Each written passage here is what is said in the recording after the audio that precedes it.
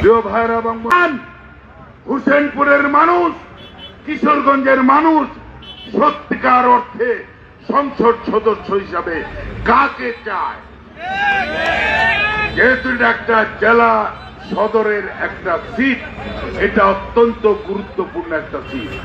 যেই সিটে মহামান্য রাষ্ট্রপতি ছিলেন, যেই সিটে এলজেডি মন্ত্রী ছিল, সেই সিটে প্রতিদ্বন্দ্বিতা করার মতো একটা যোগ্য ব্যক্তি তো আমাদের চাই, যিনি শিক্ষিত, যিনি দক্ষ, যিনি গিয়ে মন্ত্রণালয়ে সচিবদেরকে ধমক দিয়ে কথা বলতে পারবেন, আমার এই কাজ করে দিতে হবে, এমন লোকই তো চাই। নাকি যিনি গিয়ে হাত কসলাবেন, স্যার দয়া করে আমার এই কাজটা করে দেন। হাত কসলানোর লোকের দরকার আছে, নেতার দরকার আছে আমাদের। আমরা চাই ভাগের মতো লোক, যে ভাগের মতো হুঙ্কার দিয়ে কথা বলছে। আমার জনগণকে এটা দিতে হবে, আর যদি না দেন আপনি এই পদে এই চেয়ারে থাকতে পারবেন না।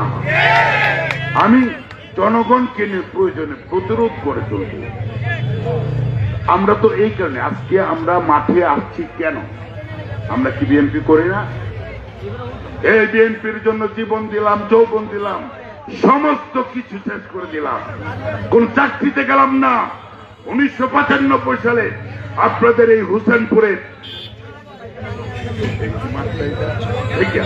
ঢেকিয়ার মাঠে দেশনেত্রী বেগম খালেদা জিয়া যখন এসেছিলেন, আমি তখন জেলা ছাত্র দলের সভাপতি, আর খালেদ সাইফুল্লাহ সোহেল তখন জেলা ছাত্র দলের সাধারণ সম্পাদক। 10 মিনিট আমি বক্তব্য শুনেছিলাম দেশনেত্রীকে। উনি আমার বক্তব্যের পরে বলেছিলেন, এই ছেলে দিকে আসো। আমি বললাম, জি ম্যাডাম, কি বলবেন? এত সুন্দর বক্তব্য কোথায় শিখছো? আমি সে ম্যাডাম 9 বছর এরশাদ বিরুদ্ধে আন্দোলন করতে চাইছি। পড়ালেখা কোন পর্যন্ত করছো? আমি বলছি যে আমি ঢাকা বিশ্ববিদ্যালয় থেকে MA পাস করেছি। চাকরি করবা? আমি সেদিন কি জানি কি মাথায় কি আসলো, আমি বললাম, না ম্যাডাম, আমি চাকরি করতে চাই না, চাকরি করে কাউকে আমি স্যার ডাকতে চাই না। আমি চাই কিশোরগঞ্জ জেলার DCSP যাতে আমাকে স্যার বলে সম্বোধন করে, দয়া করে যদি একবার একটা টিকিট দেন। আমি সেদিন বলেছিলাম যে দয়া করে যদি একবার দলের টিকিটটা দেন, তাইলেই আমি আপনার প্রতি কৃতজ্ঞ থাকবো। ঠিক আছে বাবা, তুমি রাজনীতি করে যাও, আমি দেখবো যদি আমি জীবিত থাকি। আর সেই মা, সেই নেত্রী যখন আজকে মৃত্যুসজ্জা, এই অবস্থায় উনাকে ফেলে রেখে উনার মতামতকে তোয়াক্কা না করে আজকে হুট করে বাংলাদেশের 26টা নির্বাচনে আসনে মনোনয়ন দেওয়া হলো, তাহলে এটা কিসের চক্রান্ত? এই চক্রান্তের বেড়াজাল ছিন্ন করার জন্যই আজকে আপনাদের সমস্যা আমরা এসেছি। আমরা চাই আমাদের কিশোরগঞ্জ হুসেনপুরের এমন প্রার্থী, যে প্রার্থীর মাধ্যমে অবহেলিত হুসেনপুর কিশোরগঞ্জবাসী মানুষের এবং এলাকার যাতে উন্নয়ন হয়, যে উন্নয়নের মাধ্যমে যাতে এদেশের মানুষ আজীবন বিএনপিকে স্মরণ রাখে। আমরা এমন প্রার্থী চাই।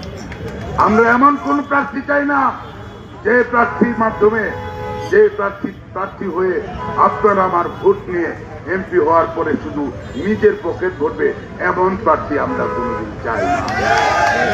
আমরা চাই এমন একজন শিক্ষিত, সুঠাম দেহের অধিকারী, বলিষ্ঠ ব্যক্তিত্ব, যিনি সর্বত্র যে জনগণের পক্ষে কথা বলতে পারবে, এমন একজন প্রার্থী। আমরা যে যারা মনোনয়ন চেয়েছিলাম, আমরা মনে করি সেই দৃষ্টিকোণ থেকে যাকে প্রার্থী দেওয়া হয়েছে তাকে অবিলম্বে অবৈধ ঘোষণা করে, বাতিল ঘোষণা করে, নতুন করে এই আমরা যে কয়জন বাকি যারা আছি তাদের মধ্যে যিনি সবচেয়ে যোগ্য তাকে যাতে মনোনয়ন দেওয়া হয়, এই আশা প্রত্যাশা ব্যক্ত করে আমি আমার বক্তব্য এই মুহূর্তে এখানেই শেষ করছি।